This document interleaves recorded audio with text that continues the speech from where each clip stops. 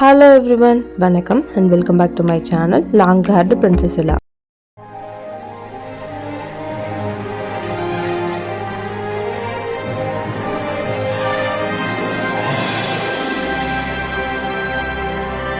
மெயினாக உங்களுக்கு ஹேர் கேரில் ஏதாவது டவுட் இருந்தது அப்படின்னா நீங்கள் எனக்கு கமெண்ட் பண்ணுங்கள், நான் கண்டிப்பாக உங்களுக்கு ரெஸ்பாண்ட் பண்ணுவேன்.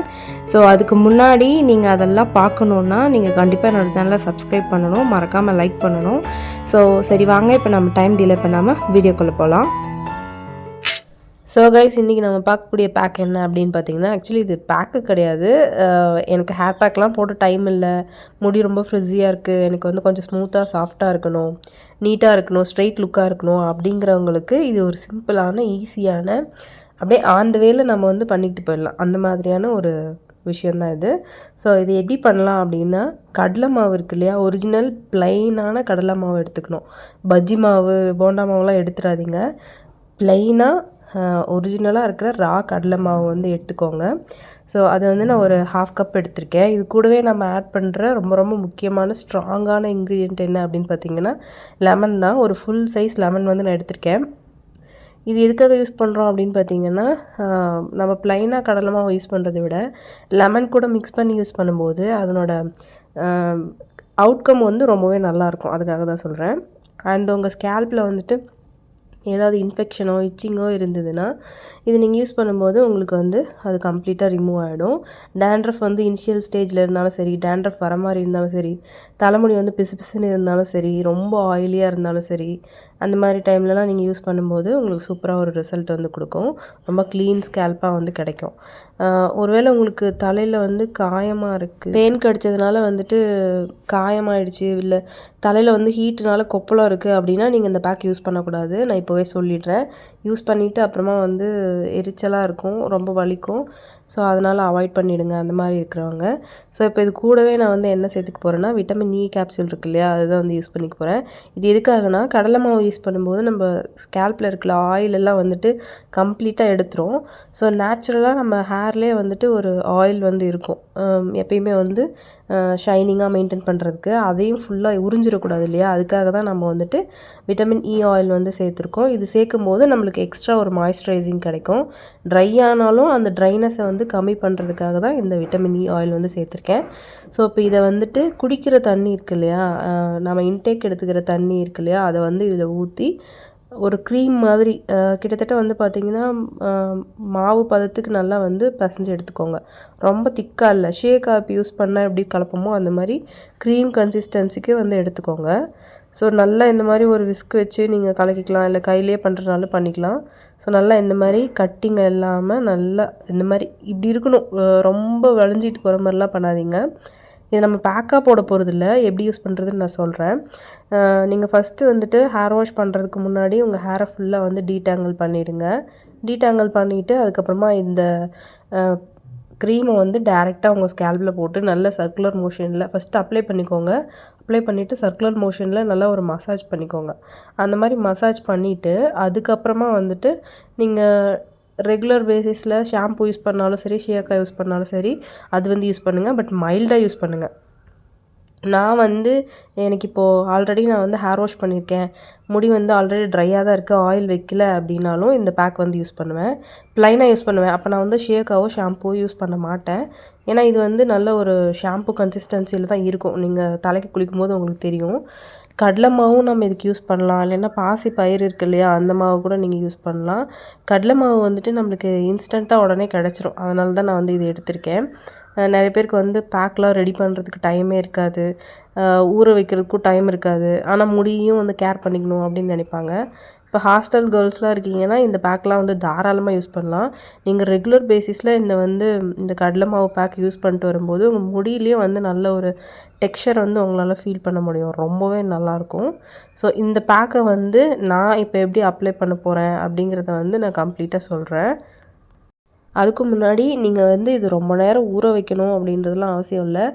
நீங்கள் ரெடி பண்ணி உடனேவே எடுத்து நீங்கள் உங்கள் தலையில் அப்ளை பண்ணிக்கலாம். அப்ளை பண்ணி உங்களால் முடிஞ்ச வரைக்கும் நல்லா மசாஜ் பண்ணுங்கள்.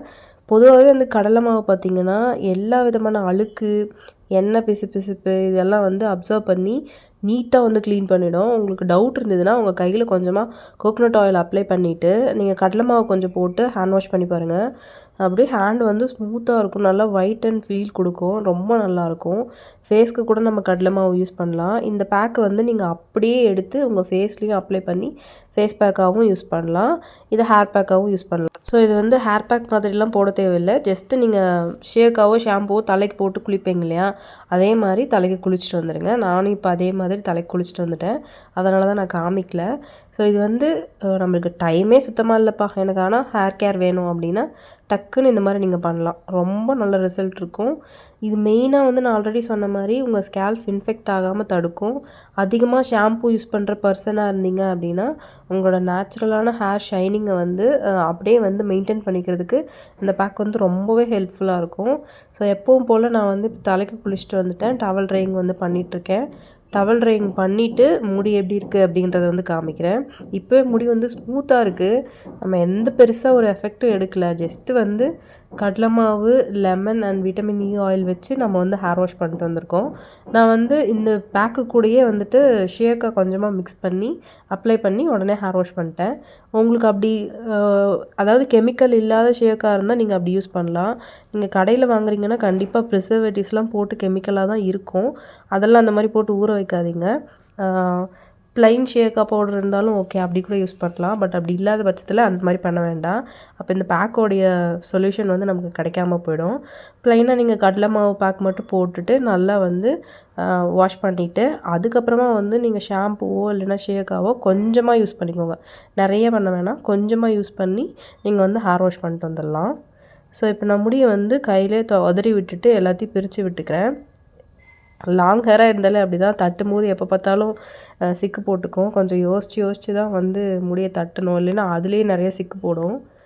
ஸோ அதுதான் இப்போ நடந்துகிட்ருக்கு. முடி கொஞ்சம் ஈரமாக இருக்குது, கூலான கிளைமேட்டு, மழை வேறு வந்துட்டுருக்கா, அதனால தான் இந்த மாதிரி இருக்குது. ஸோ லைட்டாக இந்த மாதிரி நான் பிரித்து விட்டு உதறி விட்டுக்கிறேன், அப்போ தான் முடி காயும் போது நம்மளுக்கு ஈவனாக இருக்கும். இப்போயே வந்து ஒரு ஸ்மூத்னஸ் கண்டிப்பாக ஃபீல் ஆகுது. அண்ட் முடியில் ஒரு வாசனையும் இருக்குது, அந்த கடலை மாவோட வாசனை, லெமனோட வாசனை. ஸோ ரொம்ப ரெஃப்ரெஷிங்காக இருக்குது. ஸோ கண்டிப்பாக நீங்கள் ட்ரை பண்ணி பாருங்கள். நம்ம எந்த ஒரு பெரிய எஃபர்ட்டும் போடாமல் இது வந்து நல்லா இருக்குமா அப்படின்னு நினைக்காதீங்க, கண்டிப்பாக நல்லாயிருக்கும். ஒரு தடவை ட்ரை பண்ணி பாருங்களேன், அப்புறம் நீங்களே சொல்லுவீங்க. முடி வந்து உங்களுக்கு தெரியும்னு நினைக்கிறேன், இப்போ வந்து மழை பெஞ்சிட்டு இருக்கிறனால அவ்வளோ வெளிச்சம் கிடையாது, நான் லைட்டிங்கில் தான், அதாவது டியூப் லைட் இருக்கு இல்லையா ஒயிட் கலர், அதில் தான் வந்து காமிச்சிட்ருக்கேன். நல்லா ஷைனிங்காக இருக்குன்னு நினைக்கிறேன், உங்களுக்கு பார்த்தாலே தெரியும். ஸோ இப்போ நான் முடியை வந்து கோம் பண்ணிக்கிறேன்.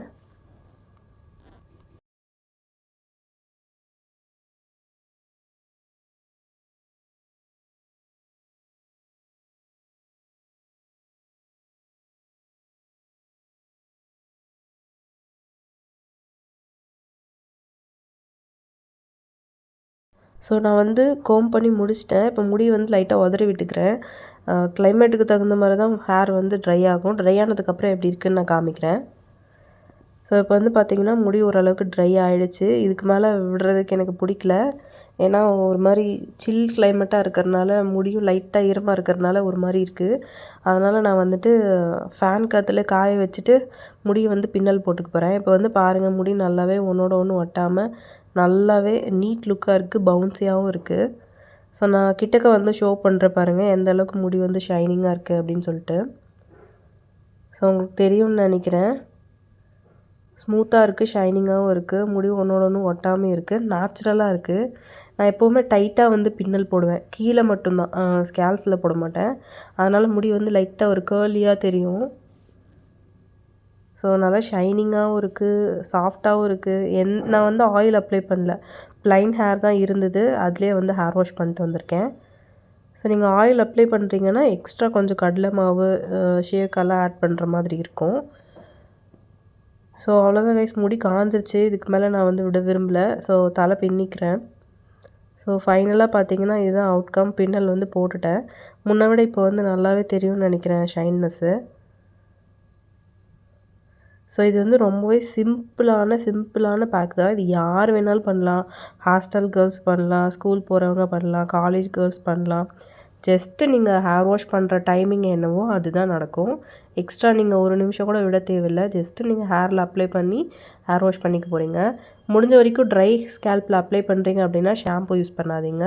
ஆயிலி ஸ்கேல்பில் அப்ளை பண்ணுறீங்கன்னா மட்டும் ஷாம்பு வந்து யூஸ் பண்ணிக்கோங்க.